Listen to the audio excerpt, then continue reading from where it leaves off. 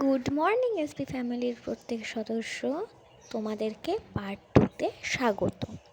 আজকের ডেটটা কিন্তু 16 জানুয়ারি, আর আমরা কিন্তু সকাল সকাল উঠে পড়েছি, কারণ আমাদের প্রথম গন্তব্য শিলিগুড়িতে নামার টাইম কিন্তু আমাদের হয়ে গেছিলো এবং আমরা কিন্তু সকাল 10টার সময় শিলিগুড়িতে নেমে গেছিলাম এবং তারপরে আমরা সবাই আমাদের গাড়ির জন্য বেরোচ্ছিলাম, কারণ আমাদের অলরেডি গাড়ি বুকিং ছিল। তো গাড়ি ড্রাইভাররা ওয়েট করছিল আমাদেরকে দাওয়াই পানিতে নিয়ে যাওয়ার জন্য।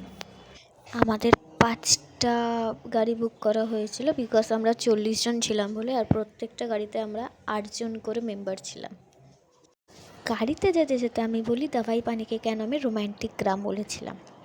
দাওয়াই পানিকে রোম্যান্টিক গ্রাম বলার বড় কারণ হলো শুধু এর প্রাকৃতিক সৌন্দর্য নয়, তার সাথে শিবালয়ের পর্বতের যত পাখি আছে এবং লেপার্ড আছে তাদের কিন্তু মিলনভূমি।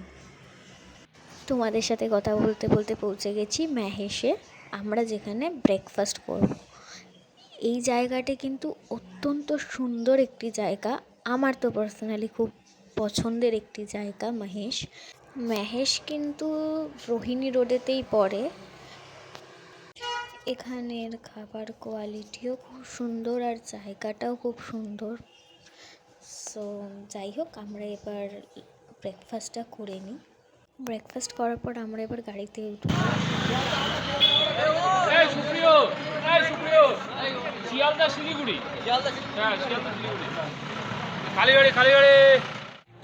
সুপ্রিয়দার দেবরাজদা মিলে মজা করছিল। তো আমরা কিন্তু আবার আমাদের গন্তব্যের দিকে যাচ্ছি। তার সাথে বলে দিই, এই গ্রামটির নাম যে দাওয়াই পানি হয়েছে, এটির প্রধান কারণ কিন্তু এই গ্রামের সামনে দিয়ে বয়ে যাওয়া রঙ্গিত নদীর জন্য। কারণ এই রঙ্গিত নদীর মধ্যে অনেক খনিজ পদার্থ পাওয়া গেছে, যেগুলি ঔষধের কাজ করত। তাই আগেকার দিনের মানুষেরা এই নদীর জল পান করত নিজের পেটের সমস্যা মেটানোর জন্য। সেই থেকে কিন্তু এই গ্রামের নাম দাওয়াই পানি বা ঔষধ পানি হয়েছে।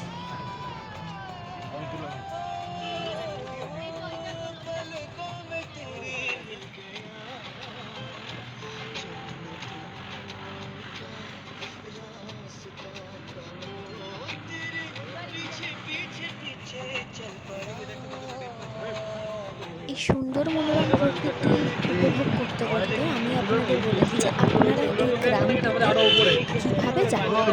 এই গ্রামটি কিন্তু দার্জিলিং থেকে 20 কিমি, লামাহাটা থেকে 7 কিমি এবং সেবক থেকে 18 কিমি ডিস্টেন্সে অবস্থিত।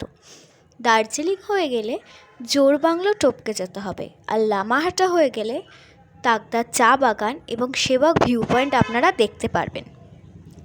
আর যদি কার্শিয়াংয়ের পথ ধরে গেলেন তাহলে 2 ঘন্টার মধ্যে আপনারা পৌঁছে যাবেন।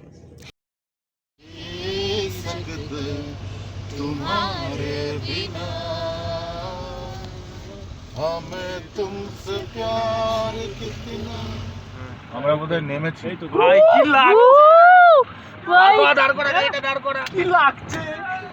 গাড়ি দাঁড় করাও, এই গাড়ি দাঁড় করাও, নামবো। অসাধারণ। কাঞ্চনজঙ্ঘা, দ্য স্লিপিং বুদ্ধা, সেরা ভিউ লাইফের সেরা। দেখে যেন মনে হলো কাঞ্চনজঙ্ঘা আমাদের ওয়েলকাম করছে। যাই হোক, এবার আমরা কিন্তু আমাদের হোমস্টের দিকে যাচ্ছি। আমাদের হোমস্টের নাম ছিল শাহী পাত্রি। রুম, এটা আমার বেড, আর এখানে আমার 2জন বোন থাকবে। and look my rucksack. আমরা কিন্তু হোটেল থেকেই পুরো কাঞ্চনজঙ্ঘা দেখতে পাচ্ছিলাম এবং আমরা গিয়ে ফ্রেশ হওয়ার পরে দেন প্রচণ্ড ঠান্ডা ছিল ওখানে, প্রায় তখন 14 ডিগ্রি টেম্পারেচার ছিল মেবি। জাস্ট স্বর্গ লাগছিল, দেখে মনে হচ্ছিলো যে আমি কোনো স্বর্গতে চলে এসেছি, এত অপূর্ব লাগছিল। এখানে খাবার টাইমে না একটা অপূর্ব স্যালাড দিয়েছিল, খুব সুন্দর লাগছিল স্যালাডটা খেতে। আফটার লাঞ্চ আমরা কিন্তু ছেলেদের হোমস্টেটাতে যাচ্ছিলাম, কারণ আমাদের ছেলেদের হোমস্টে আর মেয়েদের হোমস্টে আলাদা ছিল।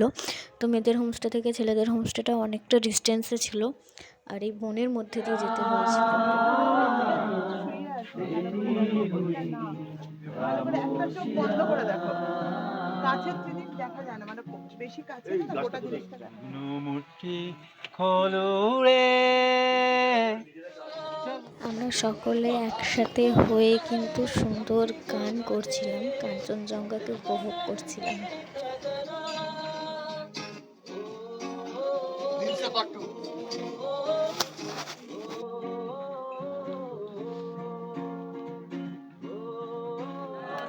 खुली हो या हो बंद, दीदार उनका होता है।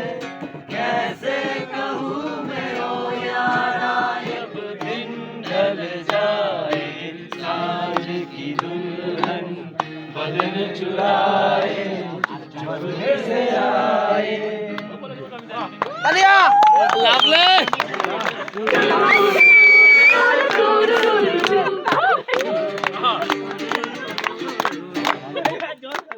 তারপর আমরা একটু এসছিলাম আমাদের রুমেতে, এবং তারপর রুম থেকে যখন বেরোই আবার ছেলেদের হোমস্টেতে যাওয়ার জন্য, তো আমি এই অপূর্ব স্বর্গীয় সৌন্দর্যটা দেখতে পাই। আর কিছু জিনিস থাকে যেটা হয়তো মুখে বলে ব্যক্ত করা যায় না, কথা ব্যক্ত করা যায় না, আমার ঠিক সেরকমই অবস্থা হয়েছিল। যাই হোক, এভাবেই আনন্দে গানেতে কাঞ্চনজঙ্ঘার স্বর্গীয় অনুভূতিতে কিন্তু আজকের দিনটাও কেটে গেল।